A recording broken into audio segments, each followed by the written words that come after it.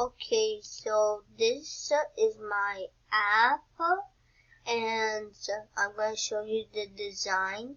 So for the design, I put a text label of how old are you, and then I put a text input and said put how old you are. So when you put it in, it would the number. And then I put this button called calculate right here.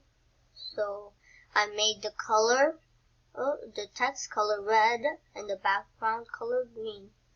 And then I put another text label, which was this is how old you are, and another one which is blank, because that's gonna be how it's gonna show you how old you are.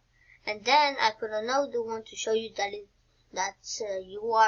it's showing how old you are in hours. And now here is the code. So I put on the event for button 1. So when you press this button, it's gonna do this. And the set text one, it's the ID for this one was the 8. And then I got a get number one. Well, first I got 2 of these ones, which multiply, and then get number text input one. And that is from this one. This ID is text input 1, because when you put this in how old you are, it would get it here, and that's how old, and that's the number that was going to be here. And then whichever number you put there, it would multiply it.